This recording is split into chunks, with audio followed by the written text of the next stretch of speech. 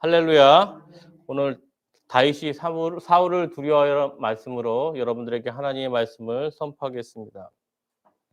우리가 인생에 살면서 인생의 시작이 두려움에서 시작해서 마지막도 두려움으로 끝나는 것이 바로 우리의 인생이라고 여러 번 말씀을 드렸습니다. 지금 보시다시피 전 세계는 우크라이나 전쟁과 코로나 바이러스 위협으로 우리 인류는 또 한 번 생존에 대해서 고민하는 때가 오고 있습니다.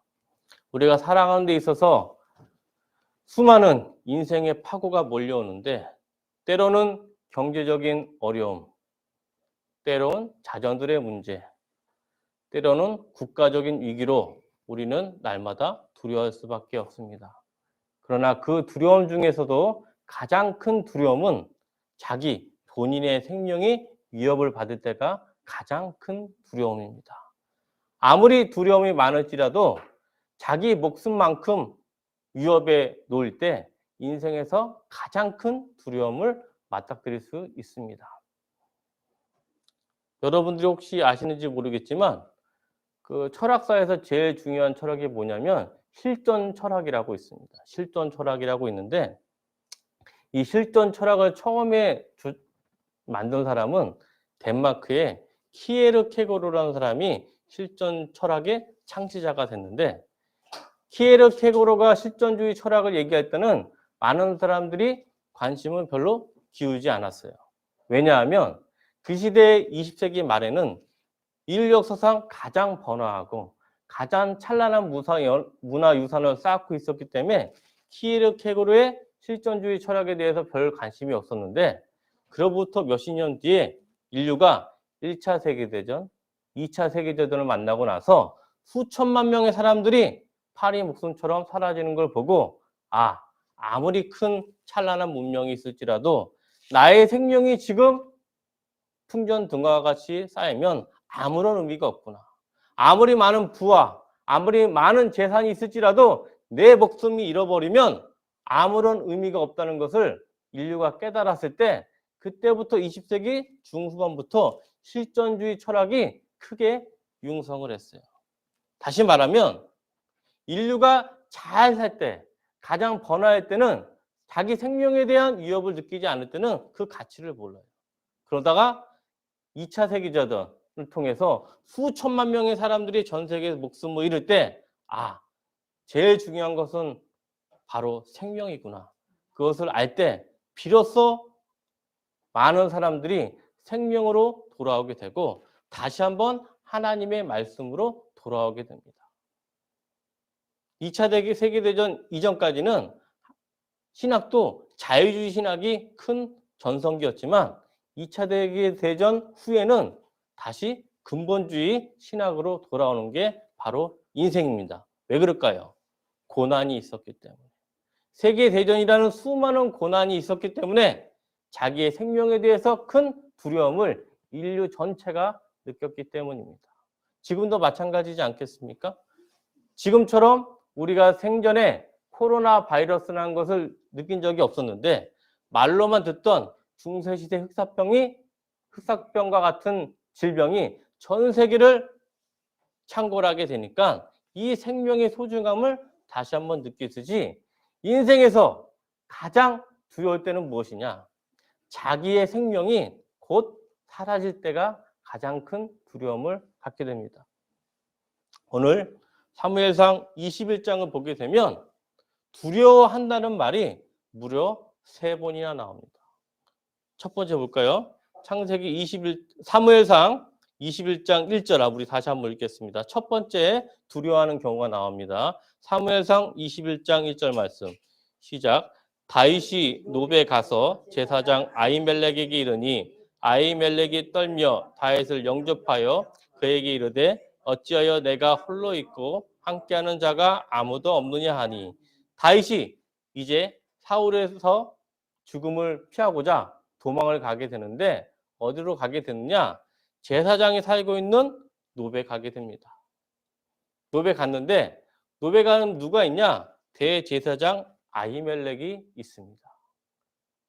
그런데 아히멜렉이 소문을 들었어요. 어떤 소문을 들었느냐? 지금 왕 사울이 다윗을 잡으려고 전국을 돌아다니면서 다윗을 추격하고 있다. 이 소식을 아히멜렉이 알았을까요? 몰랐을까요? 알았죠. 소문이란 게 소문을 낳기 때문에 이제 다윗하고 관계되거나 다윗의 친밀도가 높은 사람은 곧 목숨이 경각에 달려 있습니다. 그래서 아히멜렉이 다윗을 볼 때 환영하는 게 아니라 1절에 보면 정확하게 아히멜렉이 떨며 다윗을 영접하며 라고 나오고 있습니다. 다윗을 보는 순간 아히멜렉이 나의 목숨이 총각에 또 없어질 줄 모르는구나. 이런 두려움이 육감적으로 나타나고 있어요. 중요한 사실이 하나가 있습니다. 어떤 사실이 있냐면 이 아히멜렉이 누구의 자손이냐면 엘리의 자손들이에요. 노베에 살고 있는 제사장의 가족들이 누구의 가문이라고요? 엘리의 가문. 엘리의 가문에게 하나님이 예언하신 바가 있어요. 뭐냐?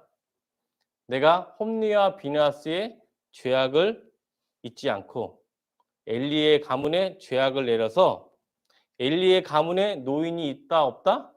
노인이 아무도 없게 한다는 하나님의 저주가 내린 지 수십 년이 흘렀습니다. 아히멜렉은 그 저주를 기억할까요? 잊을까요? 기억하고 있어요. 그리고 하나님의 예언이 무서운 게 뭐냐면 당장 실현이 되지 않지만 실현이 되지 않음에도 불구하고 그 사람이 평안이 있는 게 아니라 항상 두려움과 떨림에 가득하며 살고 있다는 것입니다. 우리가 재판에서 사형수가 되면 사형을 바로 집행할까요? 집행하지 않을까요? 집행하지 않아요. 우리나라가 사형수가 20여 명이 있는데 그 사람이 사형이 선고된 날짜가 무려 20년이 지난 사람도 있어요. 20년이 지난 사람이 20년을 산다고 해도 그 마음이 편안하겠습니까? 항상 두려움에 휩싸이겠습니까? 항상 두려움에 휩싸이고 있어요. 왜? 법무부에서 사형의 집행명령이 떨어지는 순간 그 사형수는 아무리 20년 동안 사형이 집행되지 않을지라도 하루아침에 그 사형수는 죽음에 임박할 수가 있습니다. 마찬가지로 아히멜렉도 왜 떠냐? 물론 다윗이 사울을 죽이려는 소문을 들어서 다윗을 보고 떨 수도 있겠지만 아히멜렉은 제사장이기 때문에 수십 년 전에 하나님이 우리 가문에게 선포한 저주를 생각나는 거예요. 물론 그 저주는 21장에 이루어지지 않지만 곧 얼마 안 가서 아히멜렉이 떨었던 이유의 결과가 나타나게 됩니다. 오늘의 초점은 무엇이냐? 아히멜렉이 떤다는 게 무엇을 위해 떨었더라고요? 자기의 생명이 이제 곧 사라질지도 모르구나. 그런 실존주의적 두려움이 있었기 때문에 아히멜렉이 떨고 있었습니다. 그래서 다윗에게 묻습니다. 네가 사울의 명령을 받고 왔으면 사울의 군사들이 있어야 되는데 다윗 혼자만 온 것이 어떤 이유가 됐는지 묻습니다. 행여나 사울의 명령으로 다윗이 왔으면 아히멜렉이 살 여지가 있었기 때문에 묻는데 다윗이 뭐라 그러냐? 사울이 내가 온 것을 아무에게도 사람들에게 알리지 말라 하면서 내가 혼자 왔나이다 하면서 다윗이 임기응변을 발휘하게 됩니다. 그래서 중요한 점은 지금 다윗이 신속하게 온 나머지 식사라도 한 끼를 제대로 한 적이 없었어요. 그래서 어떻게 해야 되냐? 21장 3절에 보면 당신의 수중에 무엇이 있나이까? 떡이든지 무엇이든지 나에게 좀 주소서 하고 얘기를 하게 됩니다. 왜냐하면 다윗은 하나님과 함께 하지만 중요한 건 뭐냐? 다윗도 나약한 육체를 가지고 있었기 때문에 지금 기진맥진해서 다 쓰러질 지경이었어요.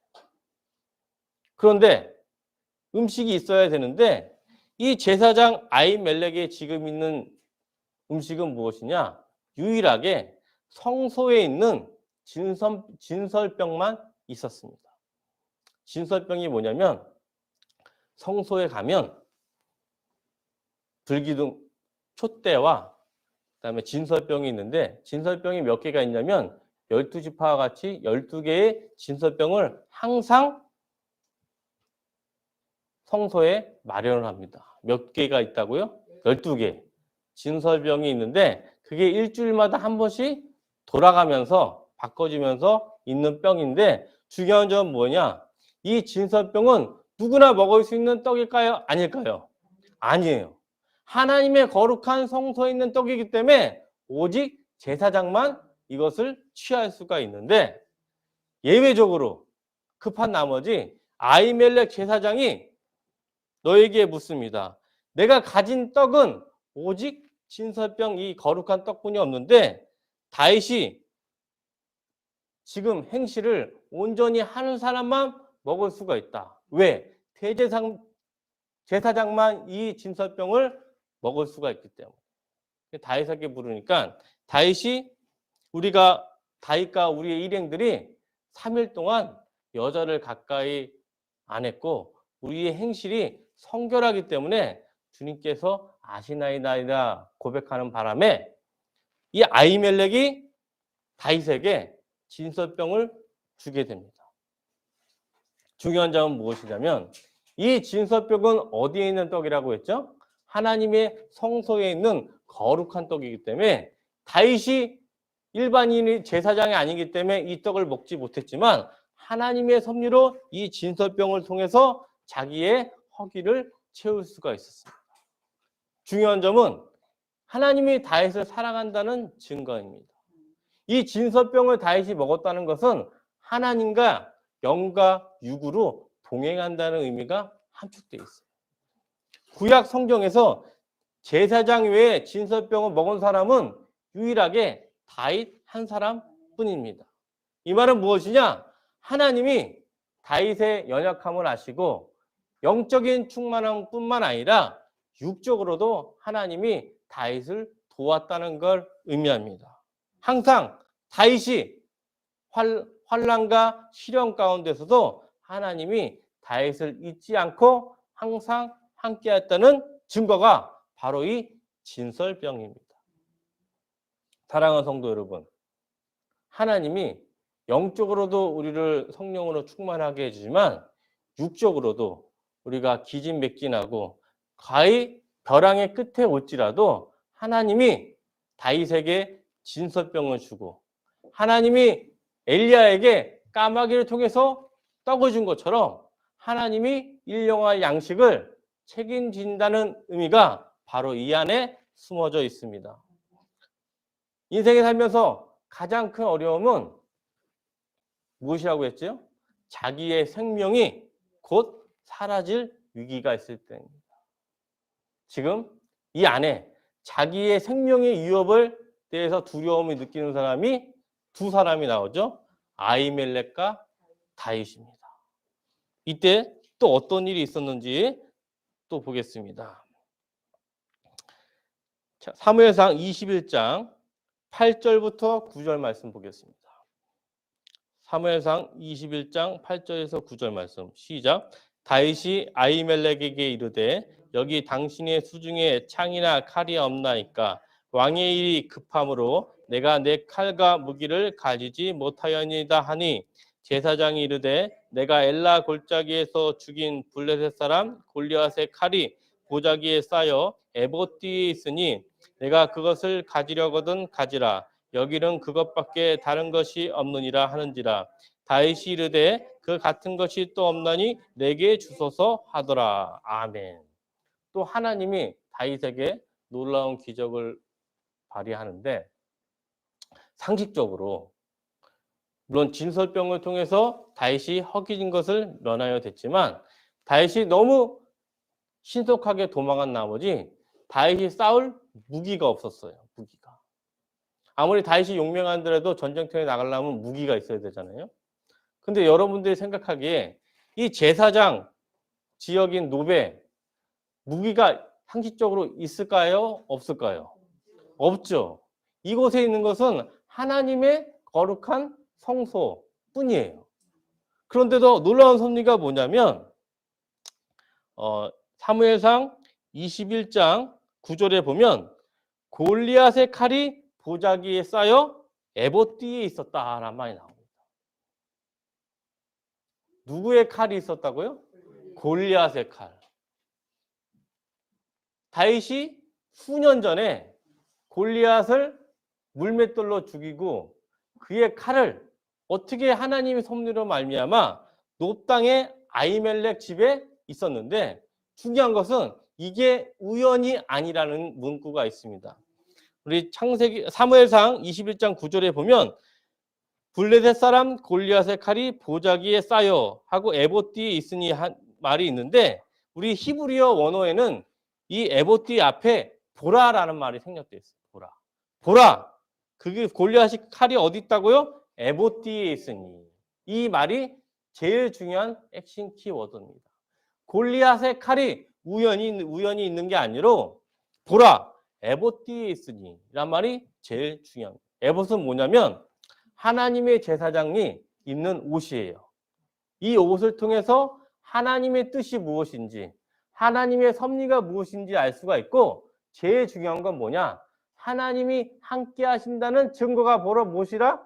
에봇이라는 제사장의 옷입니다.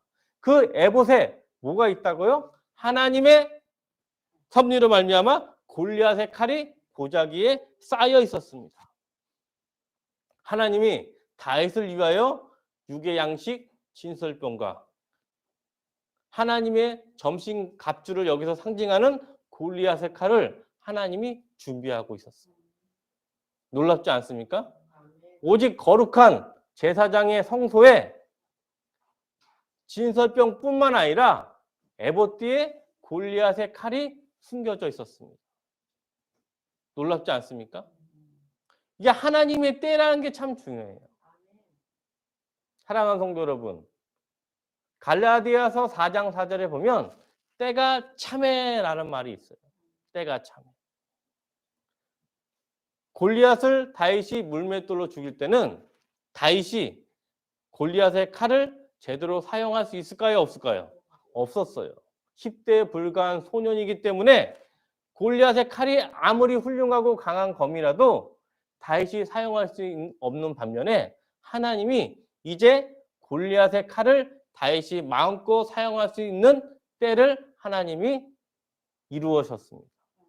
그 상징이 뭐냐? 바로 골리앗의 칼이 중요한 게 아니고 보라 에봇뒤에 있으니 이 골리앗의 칼이 다윗의 칼이 된 게 하나님의 때가 이제 차서 하나님을 섭리로 말미암아 다윗은 영의 양식과 육의 전신갑주를 채우게 됩니다. 골리앗의 칼을 말미암아 다윗은 그 어떤 적과 만나더라도 싸울 수 있는 하나님의 승리의 상징을 내보여 주시고 있습니다. 기막히지 않습니까? 사무엘상 21장은 다윗의 인생에서 가장 처절하고 가장 비참한 시기입니다. 다윗의 인생에서 여러 가지 시련과 환란이 있지만 사무엘상 21장만큼 가장 비참할 때가 없었습니다. 사무엘상 21장 후반전에 가보게 되면 다윗은 어떤 행동까지 하냐면 살기 위해서 처절한 몸부림으로 말미암아 미친 광이 행세까지 할 정도로 다윗의 인생에서 가장 비참하고 처절할 때가 사무엘상 21장에도 불구하고 하나님은 이 순간에도 하나님의 진설병과 골리앗의 칼로 말미암아 하나님이 다윗에게 영의 양식과 육의 양식과 승리의 상징을 내포하고 있습니다. 사랑하는 성도 여러분, 하나님의 말씀이 가장 달콤할 때가 언제냐면 내 인생에서 풍요롭고 전성기가 아니고 가장 인생에서 비참하고 처참할 때 하나님의 말씀이 꿀송이보다 단다는 걸 알 수가 있습니다. TV에서 보니까 우리나라에서 가장 유명한 셰프가 나오더라고요. 근데 셰프가 하는 말이 있어요. 자기가 최고의 요리를 준비할 때는 모든 배를 다 비우고 공복 속에서 만들 때가 최고의 요리를 맞이할 수가 있다. 왜냐하면 가장 배고플 때 자기의 모든 촉각과 미각이 가장 큰 발휘를 하기 때문에 가장 배고프고 힘들 때 최고의 요리를 할 수 있기 때문에 자기는 절대 아침을 먹지 않는다고 하죠. 왜? 최고의 요리를 위해서. 가장 인생에서 비참하고 처참할 때 이 셰프가 말한 것처럼 하나님의 말씀이 꿀보다 달고 그 어떤 것보다 비교할 수 없을 정도로 귀중하다는 건 언제 알냐? 인생에서 가장 비참하고 힘들 때 알 수가 있습니다. 그런 의미에서 하나님이 우리에게 가장 심한 고난을 주실 때는 하나님의 말씀이 가장 달콤할 기회를 주시고 있습니다. 다윗이 이제 제사장의 아히멜렉을 통해서 진설병을 통해서 육의 양식을 채우고 또 골리앗의 칼로 말미암아 이제 승리할 수 있는 하나님의 전신갑주도 갖추게 되니까 이제 어디로 가게 되느냐? 어디로 가게 되는지 사무엘상 21장 10절 한번 읽겠습니다. 사무엘상 21장 10절 말씀입니다. 사무엘상 21장 10절 말씀 시작. 그날에 다윗이 사울을 두려워하여 일어나 도망하여 가드왕 아기스에게로 가니. 아멘. 여기서도 두 번째 두려워한다는 말이 나옵니다. 우리가 인생에서 하나님의 따스함으로 말미암아 진설병과 골리앗의 칼을 얻을지라도 중요한 건 뭐냐? 그 속에서도 다시 두려움이 몰려올 때가 있다 없다? 있다는 게 중요한 거예요. 두 번째 다윗이 사울을 두려워하여 이제 도망가게 되는데 어디로 가게 되느냐? 지역이 가드왕 아기스에게로 도망간다고 나옵니다. 다윗이 사울을 두려워해서 어디로 도망간다고요? 가드왕 아기스. 근데 중요한 점이 있어요. 성경은 이중 구조이기 때문에 계속 비교를 하고 있는데 이 가드가 어디냐면 블레셋 지역의 가드예요. 근데 이 가드에서 가장 유명한 사람이 누구냐면 바로 골리앗이에요.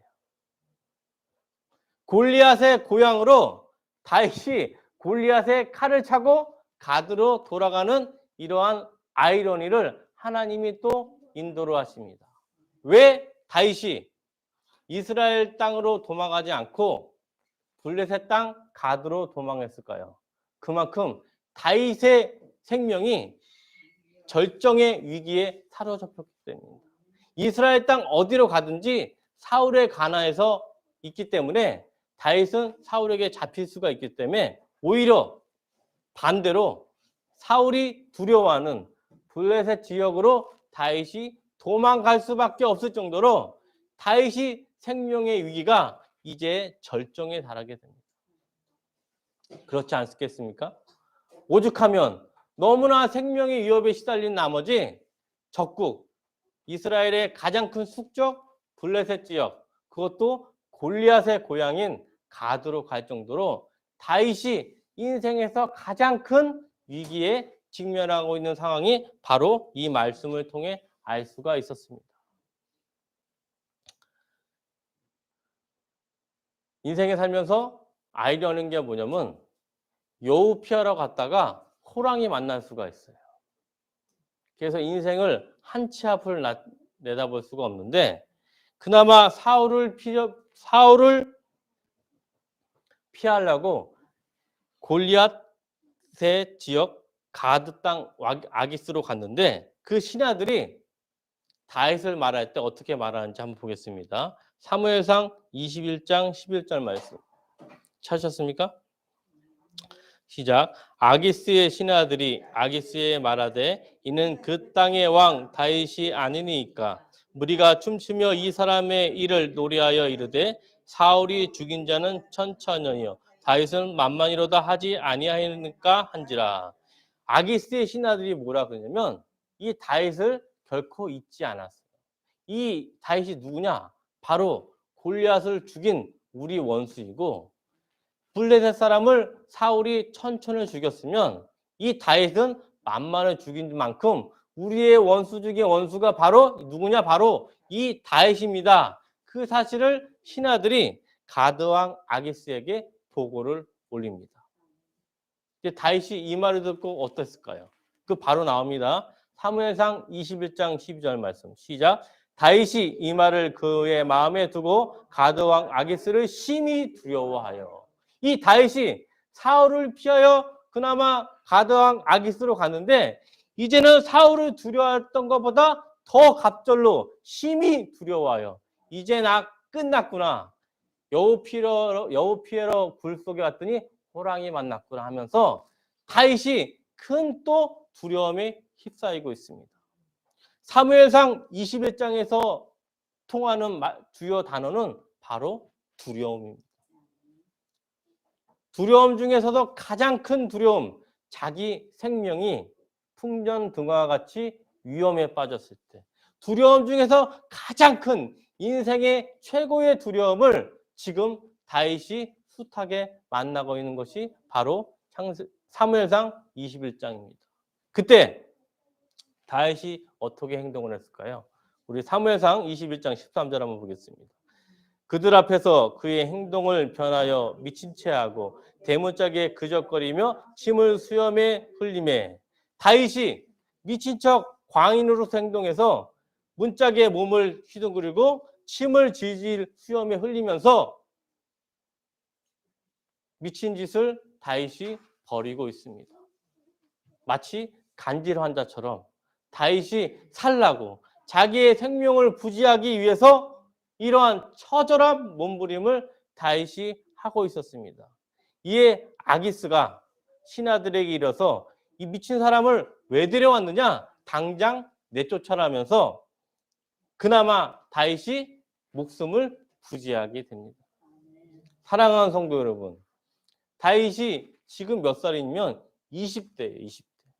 20대 중반의 나이에 이 생명을 부지하기 위해서 미친 광인 행세를 하며 침을 흘리며 살아갈 때 보통 사람들은 어떤 생각이 들까요?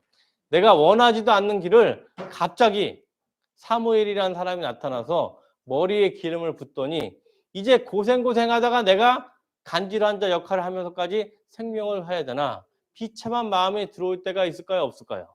있어요. 그때 대부분의 사람들이 내가 굳이 이렇게까지 살아야 하나 하면서 극단적인 생각을 할 수 있는 사람들이 대부분입니다.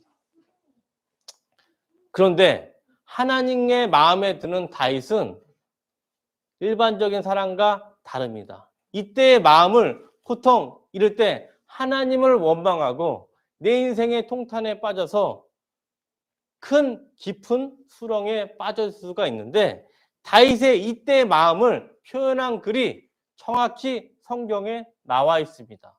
어떤 글인지 다윗이 미친 척 할 때 그때의 심정을 쓴 글이 보통 사람 같으면 통탄시고 비참한 시일 것 같은데 오히려 하나님의 마음에 듣는 마음에 합한 자와 같이 오히려 다른 행동을 보이면서 하나님에 대한 글을 쓴 글이 바로 어디냐?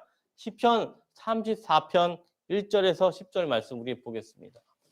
시편 34편. 다윗이 미친 광인 흉내내는 내면서 가장 인생에 비통할 시기에 어떤 행동을 했는지 우리 시편 34편 한번 보겠습니다. 시편 34편 1절에서 10절 말씀 찾으셨습니까? 시편 34편에 보면 설명글이 있어요. 뭐냐? 다윗이 아비멜렉 앞에서 미친 채 하다가 쫓겨나서 지은 시. 이렇게 원문에 적혀 있습니다. 우리 그 심정을 한번 보겠습니다. 비참한 심정일지 아니 그 반대되는 심정일지 시편 34편 1절에서 10절 말씀 찾으셨습니까? 같이 봉독하겠습니다. 내가 여호와를 항상 송축하며 내 입술로 항상 주를 찬양하리로다. 내 영혼이 여호와를 자랑하리니 공고한 자들이 이를 듣고 기뻐하리로다. 나와 함께 여호와를 광대하시다 하며 함께 그의 이름을 높이세. 내가 여호와께 간구하매 내게 응답하시고 내 모든 두려움에서 나를 건지셨도다. 그들이 주를 앙망하고 광채를 내었으니 그들의 얼굴은 부끄럽지 아니하리로다. 이 공고한 자가 부르짖음에 여호와께서 들으시고 그의 모든 환난에서 구원하셨도다. 여호와의 천사가 주를 경외하는 자를 둘러 진치고 그를 건지시는도다. 너희는 여호와의 선하심을 맛보아 알지어다. 그에게 피하는 자는 복이 있도다. 너희 성도들아 여호와를 경외하라. 그를 경외하는 자에게는 부족함이 없도다.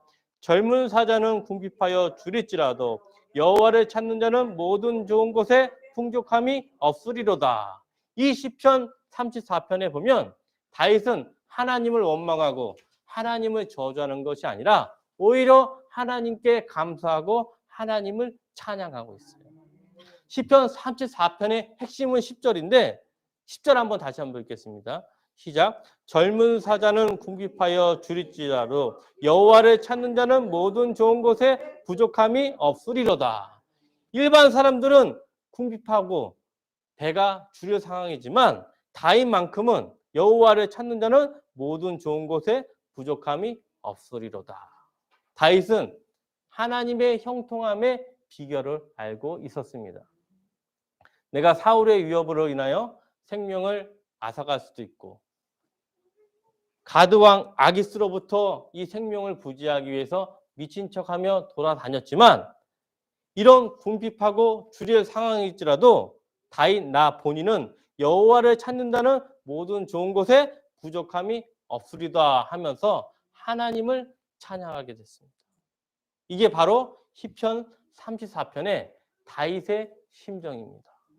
사랑하는 성도 여러분, 대부분의 사람들이 이러한 비참함에 빠질 때 내 생애는 여기까지다 하면서 극단적인 선택을 할 수가 있었어요. 왜? 내 생명의 위협이 총각을 다투고 있기 때문에. 가장 큰 두려움에서 인생을 끝낼 사람이 대부분이지만 다윗은 이 모든 것에 부족함이 없다고 하나님께 감사를 올리고 있습니다. 왜 그럴까요? 다윗은 하나님께 함께하는 형통함의 비결을 알기 때문입니다. 우리가 인생에 살면서 형통함에 대해서 세상의 성공이 아니라 주 안에서의 평안이 최고의 형통함입니다. 형통함의 이 마음, 방금 읽었던 시편 34편 10절에서 모든 좋은 곳에 부족함이 없으리로다. 이 말씀을 똑같이 신약에도 형통함의 비결을 하나님께 찬양하고 있습니다.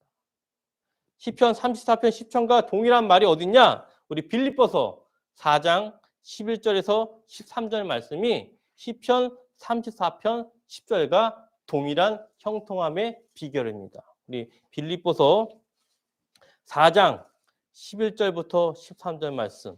다윗은 이 형통함의 비결을 알았기 때문에 사무엘상 21장에서 가장 위협스럽고 가장 비참한 시기에 오히려 하나님을 더 만나고 찬양할 수 있었습니다. 빌립보서 4장 11절부터 13절이 이 마음과 이 표현을 최고로 극대화시키고 있습니다. 사도 바울을 통하여 빌립보서 4장 11절 13절 말씀, 이게 사무엘상 21장의 형통함의 비결이 정확히 제시되고 있습니다. 찾으셨습니까? 빌립보서 4장 11절부터 13절 말씀 시작. 내가 궁핍함으로 말하는 것이 아니니라. 어떠한 형편이든지 나는 자족하기를 배웠노니 나는 비천에 처할 줄도 알고 풍풍에 처할 줄도 알아. 모든 일 곧 배부름과 배고픔과 풍부와 궁핍에도 처할 줄 아는 일체의 비결을 배웠노라. 내가 능력 주시는 자 안에서 내가 모든 것을 할 수 있느니라. 아멘. 정확하게 시편 34편 10절에 모든 좋은 것에 부족함이 없으리로라 이 말씀을 빌립보서 4장 13절에 내가 능력 주신 자 안에서 내가 모든 것을 할 수 있느니라 라면서 형통함의 비결을 나타내고 있습니다. 중요한 점이 있습니다. 빌립보서 4장 12절의 원문에 보면 핵심 키포인트 뭐냐면 아는 일체의 비결을 배워노라가 핵심인데 이게 맨 처음에 있어요. 중요한 건 뭐냐면 주어가 중요해요. 원문 헬라어에 보면 나는 깨달았노라. 나는 일체의 비결을 알았노라 하면서 고백을 하는 거예요. 일체의 비결을 깨닫는 것은 우리가 깨달은 게 아니고 여기 계신 성도 한 분 본인이 깨달을 때 다윗의 형통함의 비결을 우리가 누릴 수가 있습니다. 누가 깨닫는다고요? 내가. 우리가 기독교에서 제일 중요한 건 뭐냐면 우리가 믿어서 구원을 얻는 게 아니라 내가 믿어서 구원을 얻고 일체의 비결을 배우는 건 우리가 깨닫는 것이 아니라 내가 깨달을 때 하나님의 형통함을 배울 수가 있습니다. 인생에 살면서 사무엘상에서 가장 힘들 때 바로 이 시기가 사무엘상 21장 다윗의 시련과 고난입니다. 아무리 힘들다고 할지라도 미치광이 행사할 정도로 목숨은 부지할 정도면 세상 사람들 보기에는 인생의 살 가치가 없을 정도가 아니라 이제 삶을 마감할 때입니다. 그러나 이제 다른 사람과 같이 삶을 마감할 때에 오히려 시편 44편을 통해서 다윗은 주를 찬양합니다. 내 모든 두려움에서 나를 건지셨다. 결국엔 그 모든 좋은 것에서 부족함이 없다면서 하나님을 찬양하고 있습니다. 인생에 살면서 지금 이 다윗의 위기처럼 우리가 인생을 맞고 있습니다. 내일이 되면 자기의 목숨이 사라질 수 있고 내일이 되면 내 가족이 죽을 수도 있고 내일이 되면 경제적 어려움으로 말미암아 큰 환란이 몰려올 수가 있습니다. 그러나 빌립보서의 4장 13절처럼 내가 일체의 비결을 배우게 되면 내가 능력 주신 자 안에서 내가 모든 것을 할 수 있느니라. 수많은 경제적 어려움과 육체적 고난과 그 나아가서 생명의 위협을 내가 지금 이 순간 맞을지라도 비록 내 눈에 보이는 거 없었으라도 오직 하나님의 평강으로 말미암아 나의 삶과 나의 생각을 지켜서 하나님이 원하는 섭리대로 반드시 이룰 줄 믿습니다. 다윗이 어려운 상황에도 불구하고 하나님은 성소에 있는 지수병과 골리앗의 칼로 말미암아 다윗이 하나님과 함께하고 영원히 형통한 것을 예표하고 있습니다. 하나님은 여러분들에게 고난을 주실 때 고난만 주시는 게 아니라 고난 가운데서도 하나님의 진설병과 골리앗의 칼을 준비하고 있습니다. 왜? 하나님은 여러분들을 다윗과 같은 왕으로 반드시 성장하고 왕으로 등극할 것입니다. 인생에 살면서 제일 중요한 점은 뭐라고 했죠? 하나님의 자녀가 될 때 최대의 축복은 다윗에게 말한 축복이 다윗 한 사람에 가는 것이 아니라 하나님을 영접하는 순간 우리 모두가 또 하나의 다윗이 되기 때문입니다. 다윗이 이 어려운 상황에서도 하나님을 찬양하고 하나님을 통해서 형통함을 누린 것 같이 여기 있는 모든 동산교회 성도들이 또 하나의 우리가 다윗과 같은 제사장이기 때문에 반드시 하나님의 섭리로 말미암아 내 눈앞에 있는 경제적 어려움과 육체적 질병과 가족의 문제로 말미암아 시련을 당하는 게 아니라 그것을 당당히 이겨내고 내가 일체의 비결을 배웠다 하면서 승리할 줄 믿습니다. 우리가 원하는 것은 하나님이 원하는 것은 내 눈앞에 시련과 고난이 아니라 그 고난 속에 있는 하나님의 진설병과 하나님의 칼로 전신갑주로 무장해서 이 어려움과 시련을 하나님의 말씀으로 승리하기를 주의 이름으로 축원합니다. 아멘.